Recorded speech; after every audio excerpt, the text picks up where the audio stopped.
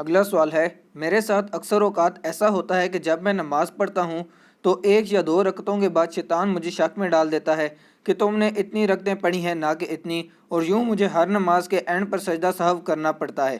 Please مجھے اس آزمائش سے نکلنے کا طریقہ بتا دیں، شکریہ۔ طریقہ بھی آپ کو بتاتے ہیں، اور پہلی بات یہ یاد رکھیے گا، اگر کسی کو نماز میں کوئی وہم ہوا ہے نا تو سجدہ صاف کرنے سے اس کی نماز نہیں ہو جائے گی، کیونکہ بخاری مسلم میں الفاظ ہیں، نبی علیہ السلام نے فرمایا کہ شیطان جو ہے نا وہ جب تم نماز پڑھتے ہو تو آ کے تمہیں وسوسے دلاتا ہے، حتیٰ کہ تمہیں یہ بھول جاتا ہے کہ تم نے کتنی رکعتیں پڑھی اور کتنی نہیں۔ تو اس میں آگے الفاظ ہیں، نبی علیہ السلام نے فرمایا کہ تم یقین پر بنیاد رکھو اور اینڈ پہ 2 سجدے کر لو۔ تو یقین پہ کیسے بنیاد ہوگی؟ اگر مجھے یہ شک پڑ جائے کہ میں نے 3 پڑھی ہیں یا 4، تو یقین کس کا ہے؟ 3 کا۔ 3 یا 4 میں جب شک پڑا تو یہ تو نہیں کہ میں نے 2 پڑھی ہوگی، 3 کا ہو گیا نا۔ تو آپ یہ سمجھیں میں نے 3 پڑھی ہیں۔ بخاری مسلم کے الفاظ ہیں، اگر تم نے نماز جتنی شیطان نے تمہیں یعنی جو وسوسہ دلایا ہے وہ وسوسہ ہی تھا، تو یہ تمہارے جو اینڈ پہ تم ایسا کرو کہ اینڈ پہ 2 سجدے کر لو سہو کے، وہ تمہاری پوری نماز کو جفت کر دیں گے۔ اگر تم نے 4 کی بجائے 5 پڑھ لیجیے، اور اگر آپ نے 4 پڑھے تھے تو یہ 2 سجدے شیطان کو ذلیل کر دیں گے۔ اس کے لیے سجدہ سہو کے 5 طریقے احادیث کے اندر آئے ہیں۔ سب سے آسان طریقہ یہی ہے کہ سجدہ کرنے سے پہلے، جو بخاری مسلم میں آتا ہے، تشہد جب پورا مکمل ہو جائے آپ کا، سلام پھیرنے سے پہلے 2 سجدے کریں، پھر دوبارہ بیٹھیں اور تشہد پڑھے بغیر ہی دونوں طرف سلام کر دیں، یا آپ 2 طرف سلام پھیر چکے ہیں اس کے بعد 2 سجدے کریں پھر آپ بیٹھ جائیں، اس کے بعد سلام پھیرنے کی ضرورت نہیں۔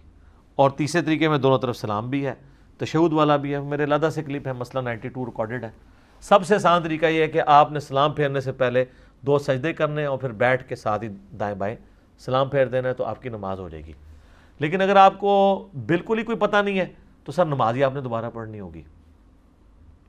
آپ سے اگر میں پوچھوں یقین پہ بنیاد رکھیں تو آپ کہیں مجھے تو یہ بھی نہیں پتا میں نے ایک بھی پڑھی ہے کہ نہیں، ایڈے کو وہم پہ گیا ہے، پھر تو تھوڑا کوئی علاج نہیں ہے۔ اچھا لیکن ہمارے پاس اس کا بھی علاج ہے، لو جی پھر اے بھی علاج لے لو۔ میرے سے نا ایک دفعہ ایک بندے نے کہا جی میں رکھتے بھول جاتا ہوں، بڑی کوشش کی ہے، اور کہتا ہے ہر نماز میں بھولتا ہوں۔ میں نے کہا کوئی مسئلہ نہیں ہے، میرے پاس ٹوٹکا ہے۔ کہتا کیا؟ میں نے کہا جب آپ نماز پڑھنے لگے نا، اپنے سامنے اپنا نا اسمارٹ فون کا نا ویڈیو کیمرہ آن کر لیا کریں۔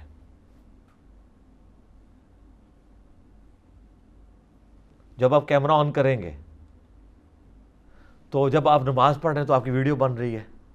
تو میں نے کہا جب آپ کو جیسے ہی جس نماز میں شک پڑے نا، آپ نے نماز کو تو ادھر ہی چھوڑنا ہے، کیمرہ لا کے چیک کرنا ہے، تو آپ کو 2-3 بار پتہ چلے گا کہ تو آپ کو خالی وسوسہ دلاتا ہے، وہ کیمرہ تو بتا رہا ہے کہ آپ نے نماز صحیح پڑھی ہے۔ اور جناب انہیں کیمرہ لایا، انہوں نے نماز بھول گئی۔ جب کیمرہ چل رہا تھا نا تو اب اس کو کانفیڈنس تھا کہ میں صحیح پڑھ رہا ہوں، تو شیطان ہی نس گیا کیمرے دی وجہ نال۔ یہ میں آپ کو بالکل صحیح طریقہ بتا رہا ہوں، جینون۔ جس کو شک پڑتا ہے نا وہ سامنے کیمرہ لگا کے نا نماز پڑھے، بعد میں وہ کاؤنٹر چیک کر سکتا ہے نا۔ اس دوران وہ 3 یا 4 میں شک پڑا تو وہ کہ میں نے 3 پڑھی ہیں، 4 پوری کر کے یا وہ 5 بھی ہوگی، سجدہ صاف کر لے گا، نماز ہو جائے گی۔ لیکن بعد میں جب کیمرہ دیکھے گا نا، اور نمبر آف ٹائم جب آپ یہ پرفارم کریں گے تو آپ کو چلے گا شیطان سے آپ کو وسوسے دلاتا ہے، آپ نماز بالکل ٹھیک پڑھ رہے ہوتے ہیں۔ ایک یہ کیمرے والا طریقہ ہے جدید، ایک مدنی طریقہ۔ ایک اور طریقہ ہے کہ آپ صورتیں فکس کر لیں ہر رکعت کی۔ آپ ہمیشہ 4 رکعتوں میں پہلی رکعت میں قل یا ایھا الکافرون پڑھیں، دوسری میں قل ھو اللہ احد پڑھیں، تیسری میں قل اعوذ برب الفلق پڑھیں، اور چوتھی میں قل اعوذ برب الناس۔ میری یہ روٹین ہے، یہ اللہ کی محبوب ترین صورتیں ہیں، خصوصاً آخری 3 صورتیں تو المعوذات ہیں، اور جو سورہ الکافرون ہے وہ تو شرک سے برات کا اعلان ہے، اس کے تو علیحدہ فضائل ہیں۔ سر آپ کبھی بھی نہیں بھولیں گے۔ آپ مجھے بتائیں جس نے قل یا ایھا الکافرون پڑھی ہوئی ہے، کوئی ایڈی سیدھی صورت ہے؟ عام مذہب تو یاد ہی نہیں ہوتی ہے، مکس ہو جاتی ہے، قل یا ایھا الکافرون لا اعبد ما تعبدون ولا انتم۔ جس نے یہ پہلی رکعت میں پڑھی ہوئی ہے نا، اگر دوسری رکعت میں وہ جا کے سوچتا ہے نا کہ میں نے پتہ نہیں پہلی پڑھی ہے کہ نہیں، جناب وہ 14 طبق روشن ہون کے کہ بھائی قل یا ایھا الکافرون پڑھی ہے، حالے تک دماغ وچ گونجدی پئی ہے، کیونکہ صورت ہی ایسی ہے۔ اچھا دوسری میں آپ پڑھیں سورہ اخلاص۔ سورہ اخلاص تو اتنی آسان ہے، جب آپ نے پڑھی ہوگی نا قل ھو اللہ احد، اس سے تو ہمارا شغف ہی ایسا ہے۔ تیسری رکعت میں جا کے نا آپ کہ دماغ میں بھی ہوگا یار سورہ اخلاص میں نے پڑھی ہے، ٹھیک ہے. پھر تیسری میں جائیں گے تو قل اعوذ برب الفلق، یہ بھی ایک یونیک صورت ہے. تو اس طریقے سے بھی آپ کو نا یہ مسئلہ حل ہو جائے گا. اچھا بعض لوگ سجدے بھول جاتے ہیں، پتہ نہیں ایک کیتا ہے کہ دو کیتے ہیں. آسان سا حل ہے کہ آپ یقین پہ بنیاد رکھیں. اگر آپ کو نا ایک یا دو آپ کے میں نے ایک ہی کیے ہیں، ایک اور کرتے ہیں تو تیسرا ہی ہوگا نا. اینڈ پہ سجدہ صاحب کر لیں. سجدہ صاحب بہرحال ہر کیس میں کرنا ہوگا کیونکہ وہ شیطان کو ذلیل کرنے کے لیے نا. بعض لوگ کہتے ہیں جی وہ ہر نماز میں ایسا ہوتا ہے. یہ جناب ان کے ساتھ ہوتا ہے جو دو سجدوں کے درمیان والی تسبیحات نہیں پڑھتے. اگر آپ دو سجدوں کے درمیان جلسے کی جو تسبیحات ہیں، رب اغفر لی رب اغفر لی یا اللہم اغفر لی ورحمنی واہدنی وعافنی ورزقنی، یہ پڑھتے ہیں نا، تو جب آپ دوسرے سجدے میں جاتے ہیں نا تو آپ کو اتنی شارٹ میموری نہیں کسی کی ہوتی کہ وہ رب اغفر لی پڑھ کے دوسرے سجدے میں گیا اور وہ یہ بھول گیا کہ میں ابھی رب اغفر لی پڑھ کے آیا ہوں.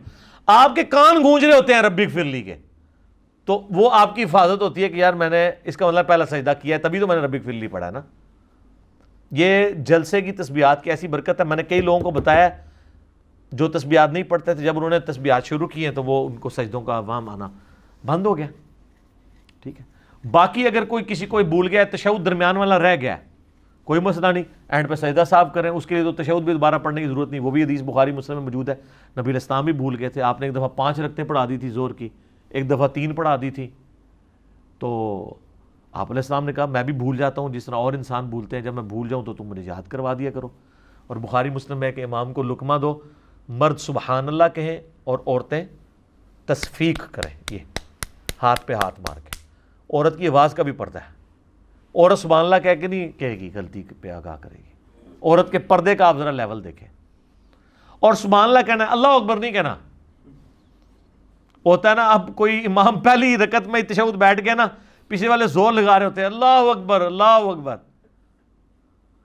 تو اس بیچارے کو تو سمجھ نہیں لگتی کہ یہ مجھے کہہ رہے ہیں یا کوئی کسی بندے نے آ کے اللہ اکبر کہہ کے نماز شروع کی ہے.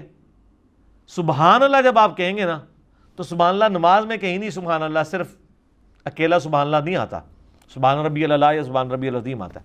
سبحان اللہ کا کیا مطلب ہے؟ اللہ غلطیوں سے پاک ہے، مراد یہ کہ تو نے غلطی کی ہے، یہ اس کی حکمت ہے.